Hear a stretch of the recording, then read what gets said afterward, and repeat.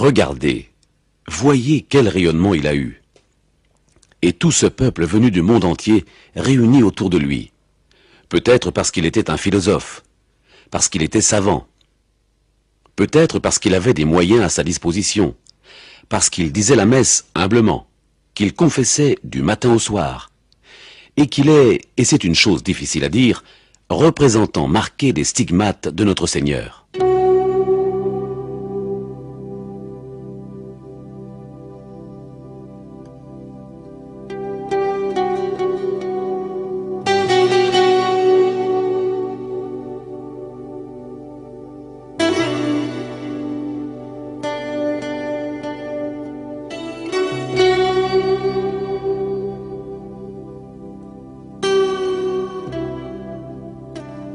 À peine entré dans la prière, je sens que mon âme commence à se recueillir dans une paix et une tranquillité que je ne puis exprimer avec des paroles. En somme, le problème est complexe. Il a été choisi par le Seigneur. Padre Pio avait le don de secouer les cœurs. Padre Pio devait offrir non seulement ses prières, mais sa souffrance. Alors c'est un esprit hautement mystique, spirituel, celui d'accepter la souffrance pour détruire le péché. San Giovanni est un pays du Gargano dont le nom aujourd'hui est indissolublement lié à celui de Padre Pio, un frère discuté par beaucoup, critiqué par d'autres, combattu par quelques-uns, mais certainement très aimé d'un très grand nombre. Cette histoire, cependant, ne commence pas ici, mais à Pietrelcina, un petit pays dans la province de Benevento, où le 25 mai 1887 naquit François Forgione, Padre Pio. Chi ha avuto molta influenza nella vita e nella santità di Padre Pio è stata... Celle qui a eu une très grande influence dans la vie, dans la sainteté du Padre Pio, a été sa maman, parce qu'elle lui a non seulement donné la vie, mais elle l'a éduqué à la vie, et spécialement à la foi. À l'âge de 5 ans, il était chez lui quand il entendit une voix qui l'appelait. « François, François !» Il quitta la maison et ses jeux et s'en alla à la petite église de Sainte-Anne. Il se mit à genoux sur le premier gradin de l'autel et dit « Jésus, c'est toi qui m'as appelé ?» Il racontait que le Sacré-Cœur de Jésus lui apparut, lui mit la main sur la tête et lui dit « Oui, mon fils, je t'ai appelé et je te veux pour moi. » Gli mise una mano in destra e gli disse: sì, figlio mio, ti ho chiamato io, ti voglio per me. È così che Padre Pio lascia Pietrelcina. Et c'est ainsi que Padre Pio quitta Pietrelcina, entra au couvent de Morcone où il fit son noviciat.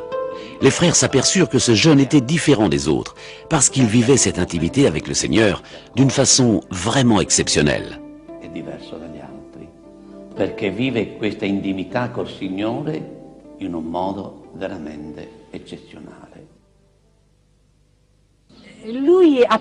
Padre Pio paraissait un peu bourru, surtout vis-à-vis des femmes, alors qu'avec les hommes il était très doux, tant il est vrai qu'il n'hésitait pas à nous chasser, alors qu'il alignait les hommes pour les bénir.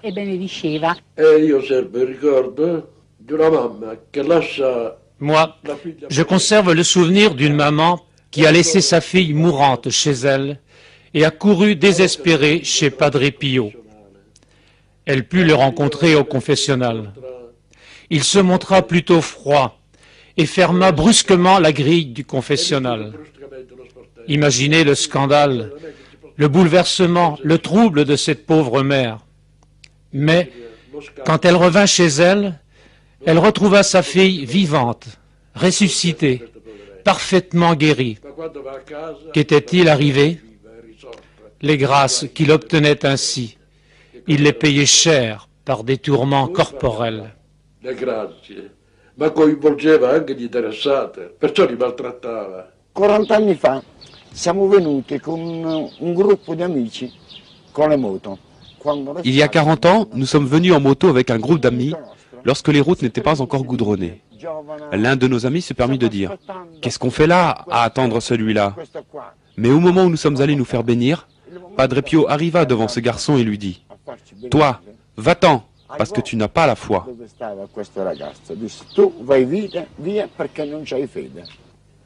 Come la parola stessa lo dice, Comme le mot le dit bien, scruter les cœurs signifie lire à l'intérieur, se rendre compte de ce qui se trouve dans le cœur d'une personne et donc dans son âme. C'est un don que le Seigneur fait à certaines âmes particulièrement engagées dans l'apostolat.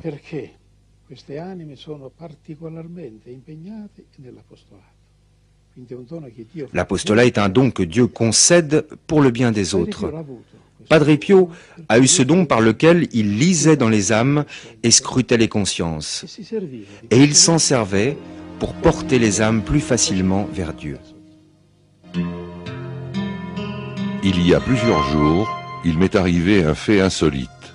Alors que j'étais dans le chœur avec frère Anastasio, je me suis trouvé dans une maison bourgeoise où le père mourait pendant qu'une petite fille naissait. La bilocation n'est pas une fable, c'est un don mystique de Dieu. Cela signifie qu'au même instant, une personne est présente en deux endroits différents. Comment cela est-il possible ? Un jour, au réfectoire, on parlait d'une bilocation et chacun exprimait son opinion.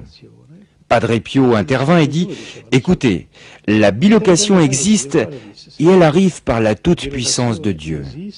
Cependant, comment elle se produit, personne ne le sait. » Pendant que je me trouvais dans le chœur avec frère Anastasio, je me suis retrouvé loin dans une maison bourgeoise. Alors Marie très sainte m'apparut et me dit « Je te confie cette créature, c'est une pierre précieuse à l'état de gangue.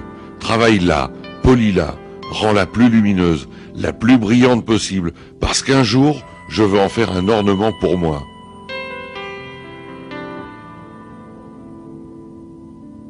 Comment cela sera-t-il possible? Je ne suis encore qu'un pauvre petit clerc.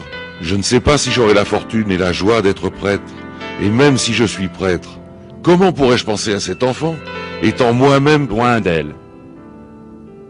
Et la Madone ajouta, « Ne doute pas, ce sera elle qui viendra vers toi, mais d'abord tu la rencontreras à Saint-Pierre. » Après cela, je me suis de nouveau trouvé dans le chœur. Cet enfant dont parlait Padre Pio naquit à Udine le soir du 18 janvier 1905. Des années après, la mère racontera que dans cette même soirée, elle aperçut la figure évanescente d'un frère capucin que personne n'avait vu entrer, mais qui s'éloignait dans les couloirs du palais. Dans l'été de 1923, l'orpheline, désormais demoiselle, se rend à San Giovanni Rotondo pour connaître Padre Pio. Malgré la grande foule, elle se retrouve en première file dans le corridor de la vieille sacristie. Et à son passage, Padre Pio s'arrête devant elle et la regarde.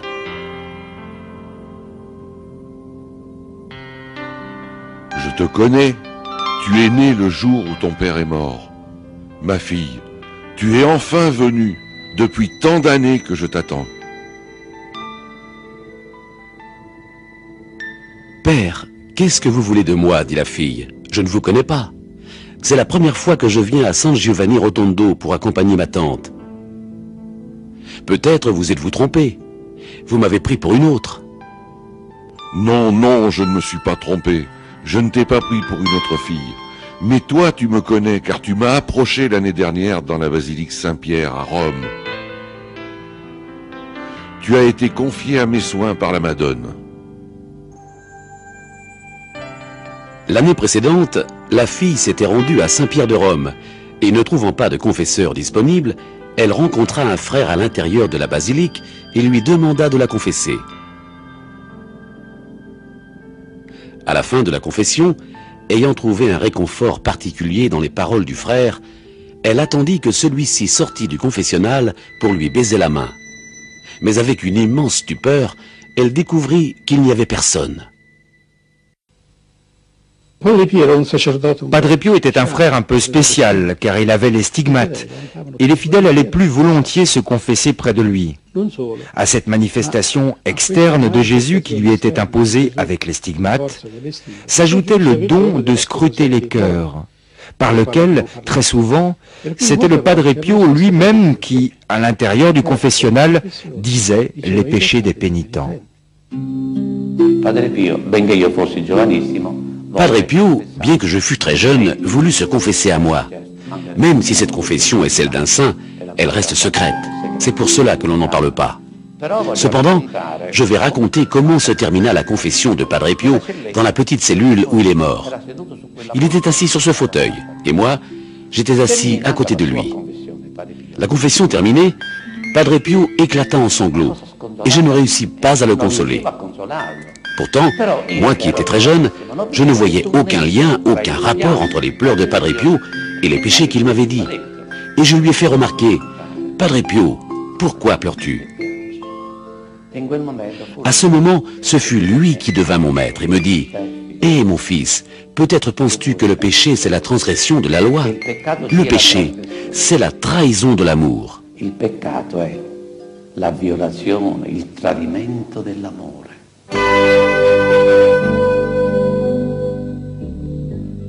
Non so perché, non so chi mi ha spinto, so che sono andato. La prima impressione che mi fece... Je ne sais pas pourquoi, je ne sais pas ce qui m'a poussé, mais j'y suis allé. Officiava la Santa Messa, piangeva. Je fus très impressionné de voir Padre Pio célébrant la messe en pleurant. Sempre con il padre che mi accompagnava. Quand la messe fut terminée, je suis allé à la sacristie avec le frère qui m'accompagnait. Ecco, io Je l'ai rencontré et il m'a regardé. Jamais je n'oublierai le regard de Padre Pio. Io avevo 35 anni. non ero- J'avais 35 ans. Je n'étais plus un petit garçon. Je travaillais dans une entreprise de culture. J'étais habitué au spectacle, à voir et à rencontrer des personnages. Mais les yeux de Padre Pio n'étaient pas comme ceux des autres. Io mi sono sentito entrare dentro questi occhi, dentro. Vedere Je me suis senti comme habitant à l'intérieur de ses yeux. Et là, il me dit cette phrase. Era un signorino. E lui mi disse una Tu as frase, touché le fond, mon enfant. Mon fils, maintenant, tu vas te redresser. ora risalirai. Un certo Carapoli, che ha avuto un incidente al ginocchio. Un certain Carapoli qui avait eu un accident au genou vint chez Padre Pio. Il attend son tour et Padre Pio, bourru comme d'habitude, lui dit E perché « Hé, non ti ginocchia? pourquoi tu ne te mets pas à genoux? Non posso inginocchiare. Et comment puis-je m'agenouiller?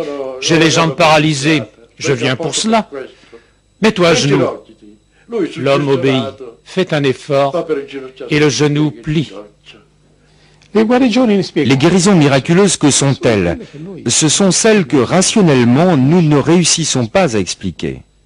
S'il y a la prière, il y a l'intercession d'un saint, Padre Pio, la Madone, Saint Antoine, Sainte Rita, alors arrive le miracle, la guérison faite par l'intervention surnaturelle de Dieu. E dunque un giorno un frate cappuccino mi ha chiesto di... Un jour, un père capucin m'a demandé de mettre en musique une prière sur Dieu Père, écrite par une sœur. Je ne sais pas de qui il s'agissait. Je composais, mais en réalité, cela ne me plaisait pas. Anche mio fratello che adesso Il ne sortait rien de concret. Alors mon frère, qui maintenant est un frère capucin, me dit « Écoute Flavia, arrêtons-nous un instant, car nous essayons de nous dépêcher et nous n'arrivons à rien. Prions Padre Pio. » Preghiamo un attimo Padre Pio. Nous avons alors retrouvé notre calme. Mon frère a rebranché le magnétophone et j'ai commencé à jouer des accords pourtant très simples, mais très beaux. Bello. Contemporaneamente Puis une jolie mélodie sortit de ma bouche et j'ai ainsi continué à jouer et à chanter. Mon chant terminé, mon frère me dit « Tu sais Flavia, pendant que tu jouais, j'étais très recueillie et je priais Padre Pio. »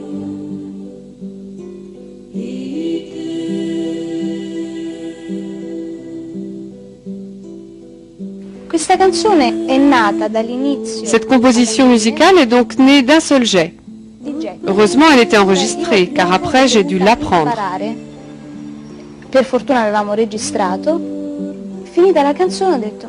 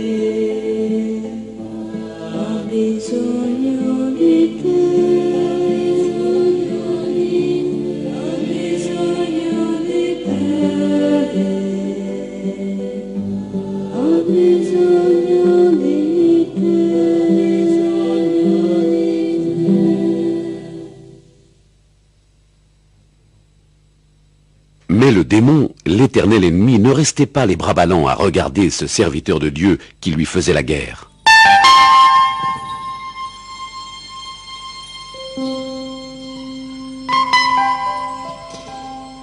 C'était déjà la nuit bien avancée, quand les démons commencèrent leur assaut, avec un bruit du diable. Et bien que je ne vis rien au début, je compris cependant par qui cette étrange rumeur était produite. Au lieu de m'épouvanter, je me préparais à combattre, avec un sourire moqueur sur les lèvres. Alors ils se présentèrent, sous les plus abominables formes, et pour me faire dévier, me faire pécher, ils commencèrent à me maltraiter, mais grâce au ciel, je les ai combattus parfaitement, en les traitant pour ce qu'ils valaient.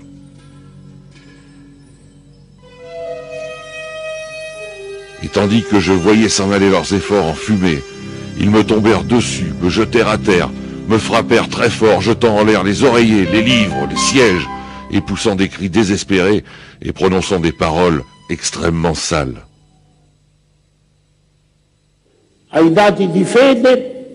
Dans les données de la foi existent les bons anges. Dieu s'en sert pour faire le bien aux hommes. Et puis, il existe des mauvais anges, c'est-à-dire des anges qui ont refusé de servir Dieu et qui, par leur malice, déchaînent leur rage contre Dieu en détruisant l'homme dans sa relation divine. La première et principale action diabolique est celle de s'insérer dans les suggestions, les défauts, les tendances imparfaites de l'homme, pour augmenter psychologiquement la force de la tentation.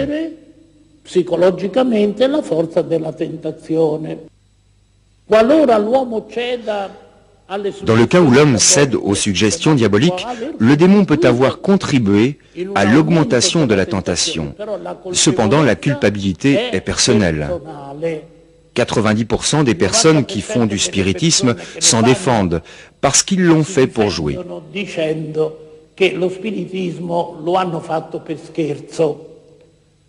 C'est vrai. Certes, l'homme peut faire des choses sérieusement ou par jeu, mais le démon sait intervenir très justement dans les deux cas, même chez les saints.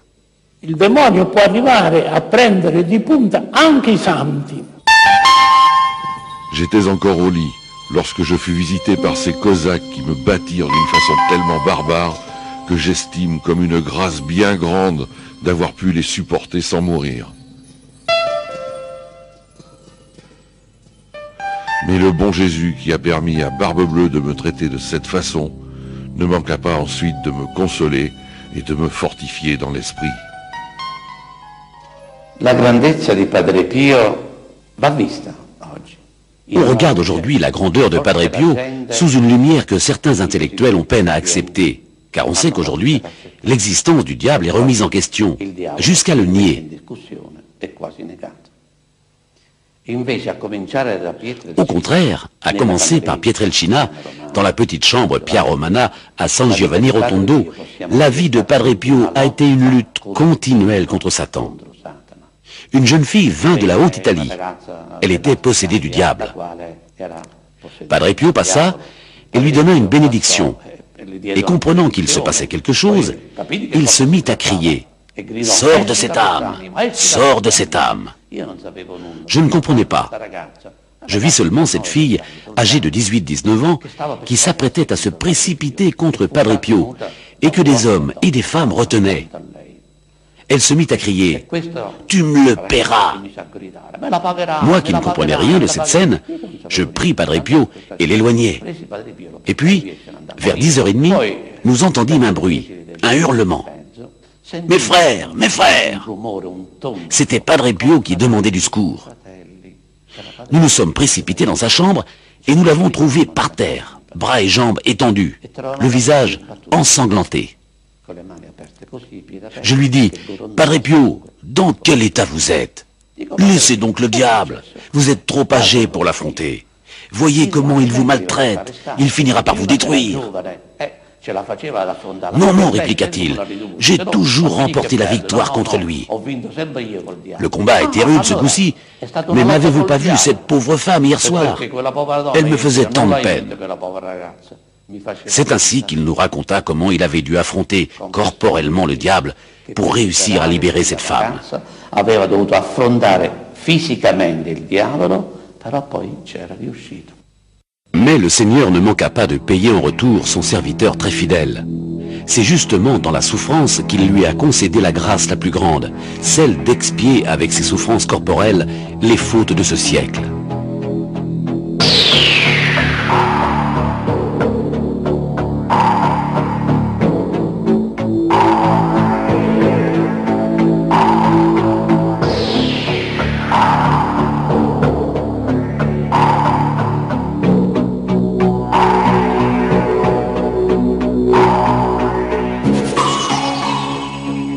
Padre Pio s'enivrait de la souffrance, un sentiment apparemment impossible à expliquer tant il va contre les désirs naturels de chacun.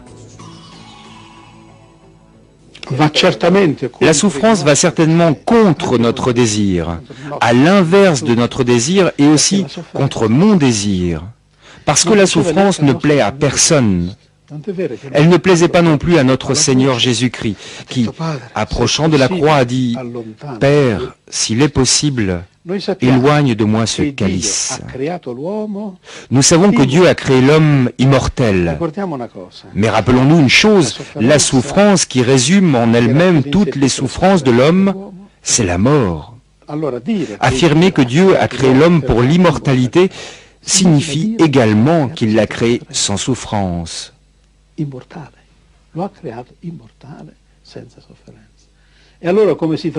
Alors, comment se fait-il que l'on trouve la souffrance sur la terre? À cause du péché de l'homme.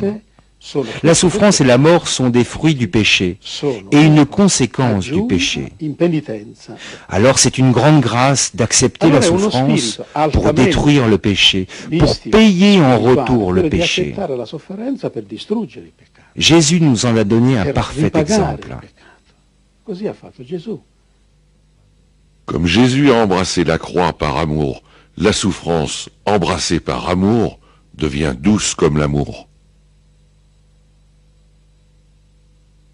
La chose la plus douce pour nous les hommes, pour les femmes et pour tous les êtres humains, c'est l'amour. Si quelqu'un embrasse la souffrance par amour, la même souffrance devient douce comme l'amour. C'est cela que Padre Pio a dit. À cet auteur mystique, que je sache, aucun saint n'est parvenu. Grâce au ciel, c'est presque depuis Noël que mon estomac ne rejette plus rien, alors qu'auparavant, il ne gardait que l'eau.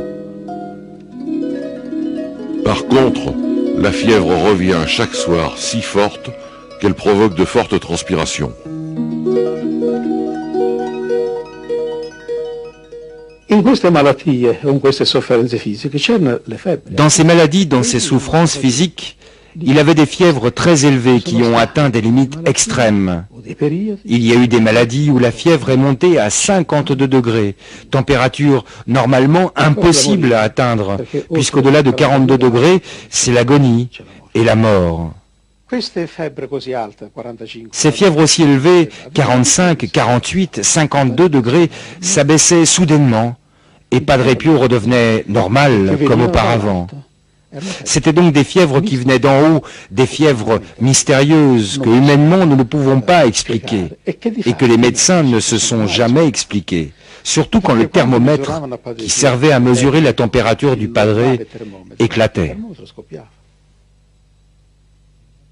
Au milieu de la paume de mes mains est apparu un peu de rouge, presque aussi grand qu'une pièce d'1 centime, accompagné d'une forte douleur aiguë.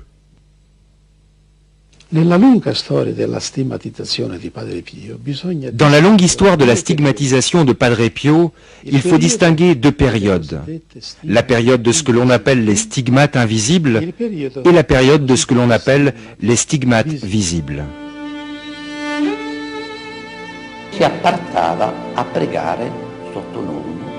Il s'apprêtait à prier sous l'orme. Sous cette orme, on lui avait fait une espèce de petite cabane pour le protéger des rayons du soleil et de la curiosité des gens.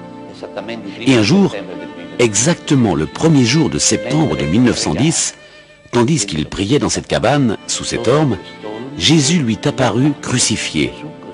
Et Padre Pio reçut pour la première fois les plaies. Ces stigmates apparurent vraiment, on en voyait les signes. Cependant, Padre Pio en restait tellement déconcerté qu'il priait avec instance le Seigneur afin qu'il lui enlève ces signes extérieurs. Lui-même disait « Qui me donne tant de confusion, mais pas la douleur cependant. » Mon Dieu, quelle confusion et quelle humiliation j'éprouve à devoir manifester ce que tu opères dans ta créature misérable. Les piaghe da visibili divennero invisibili, cioè les plaies de visibles devinrent invisibles, c'est-à-dire qu'il continua à souffrir régulièrement. Mais extérieurement, personne ne voyait rien. Il nous a confié que les plaies redevenaient visibles du jeudi soir au samedi matin, c'est-à-dire tout le vendredi du jour de la Passion. Cet état dura tout le temps qu'il demeura à Pietrelcina. Je confessais le soir du 5 lorsque soudain, je fus effrayé par un personnage céleste qui se tenait devant moi. Il tenait à la main une espèce d'outil semblable à une longue lame de fer, à la pointe très effilée, d'où semblait partir du feu.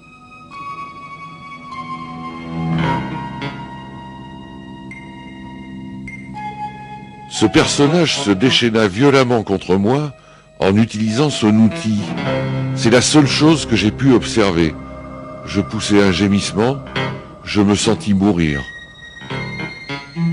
Ce martyre dura sans interruption jusqu'au matin du 7.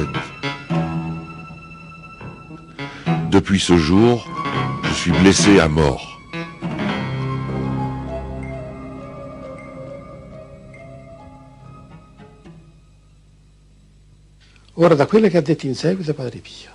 D'après ce qu'a dit ensuite Padre Pio et ce qu'ont observé ses directeurs spirituels, il s'agit d'une blessure physique au côté. Le 20 septembre suivant, Padre Pio a eu les 4 autres plaies. C'était le matin du 20 du mois dernier, dans le chœur, après la célébration de la Sainte Messe. Je me suis trouvé en état de repos semblable à un doux sommeil. Tous mes sens, intérieurs et extérieurs, ainsi que les facultés de l'âme, se sont trouvés dans ce repos indescriptible.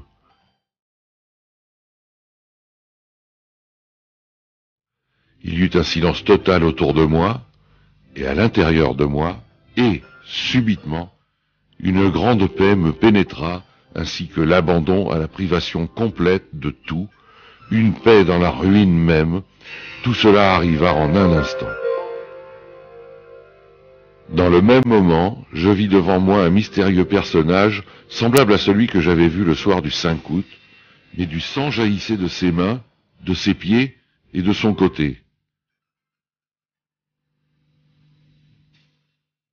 Sa vue me fit peur.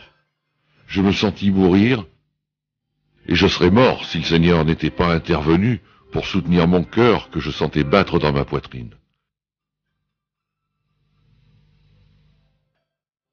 L'habit de ce personnage disparut, et je m'aperçus que les mains, les pieds et le côté étaient percés et ruisselaient de sang.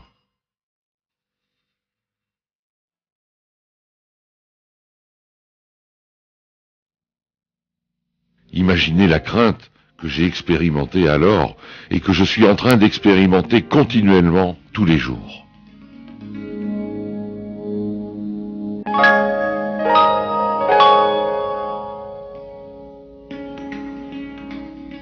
Et si Padre Pio, pour participer à la passion de Jésus, ne s'est pas épargné dans la souffrance, il fit tout pour l'épargner aux autres, en érigeant un vrai et propre monument à la lutte contre la souffrance.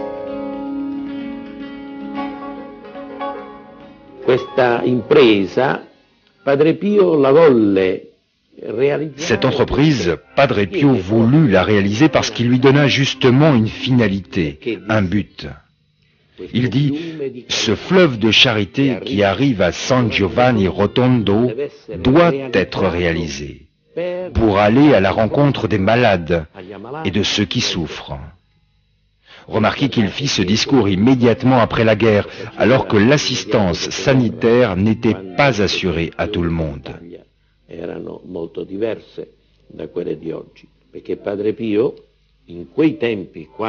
Il disait, il faut assister tout le monde, spécialement les plus pauvres.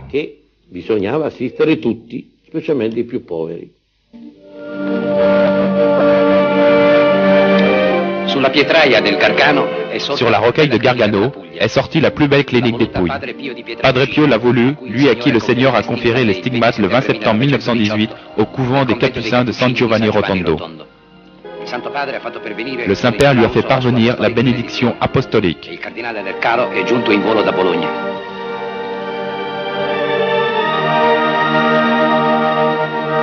Padre Pio a célébré la Sainte Messe qui dure 1h30 sous les colonnes de la clinique devant une foule imposante et devant de nombreuses autorités.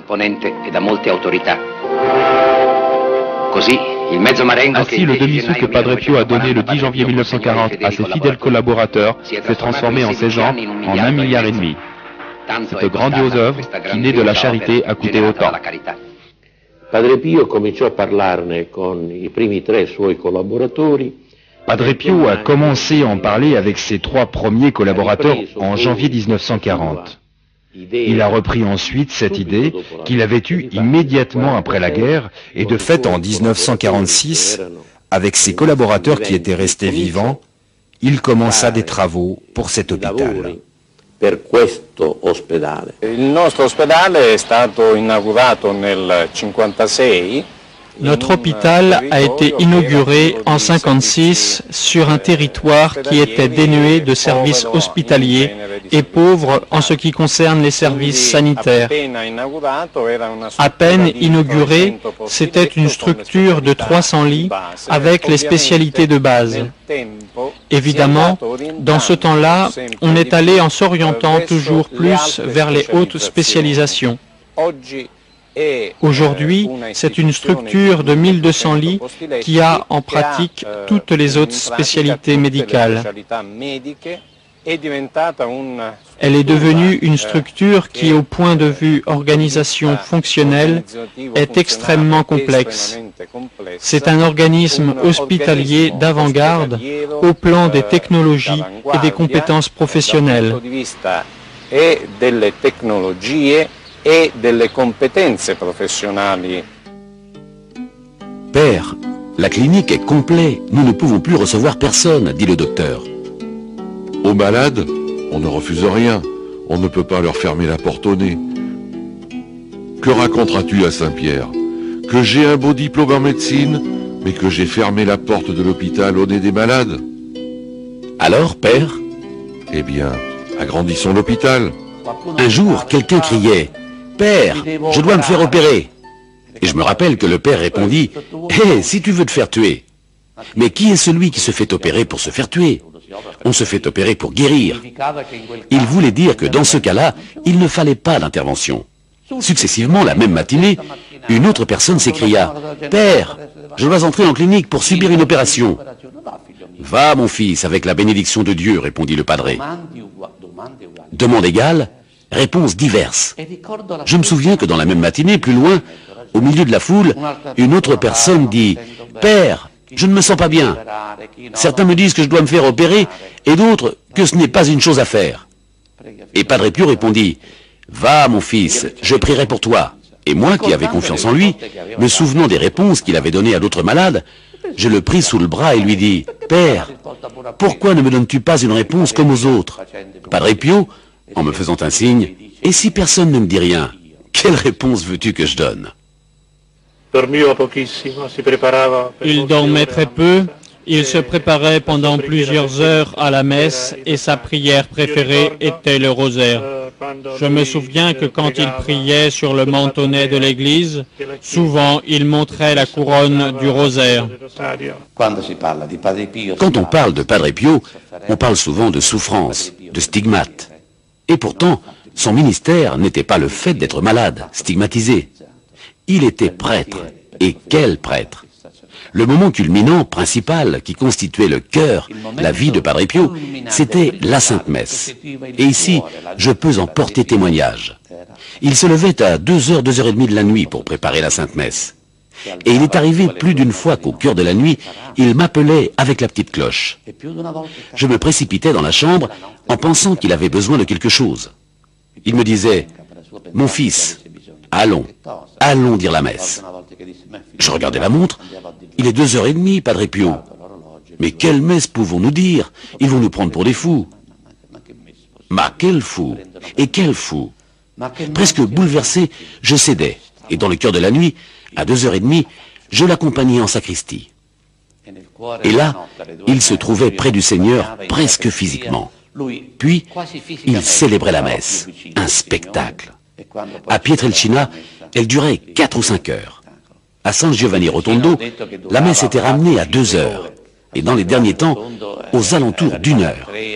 Mais cette heure-là, avec Padre Pio, même pour celui qui était opposé à la messe, elle passait comme cela, en un instant, en un clin d'œil. Padre Pio ne disait pas, ne célébrait pas, ne récitait pas la messe. Mais il vivait la messe en ayant un colloque, un contact avec quelqu'un. Et combien de fois j'ai vu les mains de Padre Pio sortir des gouttes de sang qui tombaient sur l'autel, ou même jusque sur le corporal. C'était le sang de cette victime qui s'unissait au Rédempteur, à Jésus. C'est pour cela que les manches de son aube, à sa demande, avaient été faites très longues. Quand il levait les bras, ses manches tombaient. Et parfois, en lui servant la messe, je pouvais voir le sang couler le long du poignet.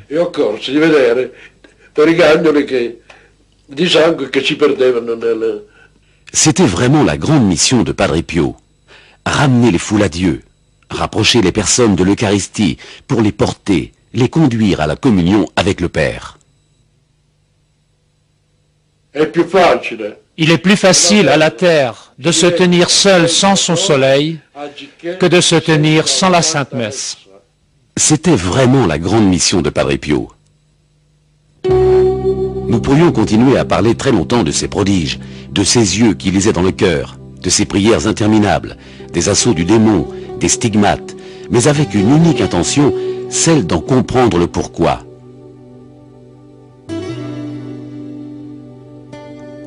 Comprendre que derrière chaque prière, chaque guérison, chaque confession, chaque goutte de sang versée des blessures des mains, des pieds et du côté, il y avait une offrande faite par Padre Pio à Dieu avec le cœur.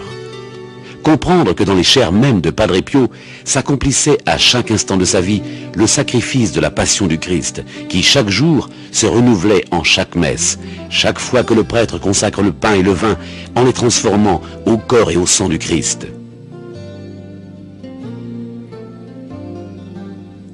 Comprendre qu'à chaque consécration, le Christ meurt en renouvelant notre offrande au Père dans un sacrifice humain auquel aujourd'hui personne ne tient plus.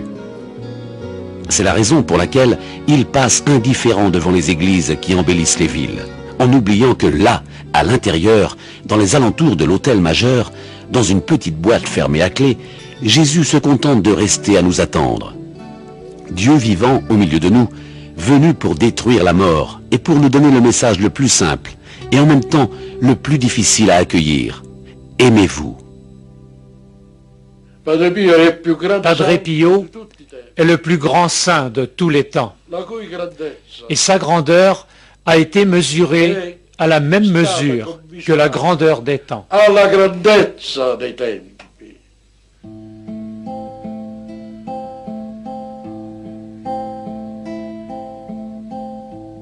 En ce temps-là, Jésus dit « Je te bénis, ô Père, Seigneur du ciel et de la terre, parce que tu as tenu ces choses cachées aux savants et aux intelligents, et tu les as révélées aux plus petits. Oui, ô Père, car ainsi il t'a plu. Tout m'a été donné par mon Père. Personne ne connaît le Fils, sinon le Père. Et personne ne connaît le Père, sinon le Fils, et celui auquel le Fils veut le révéler.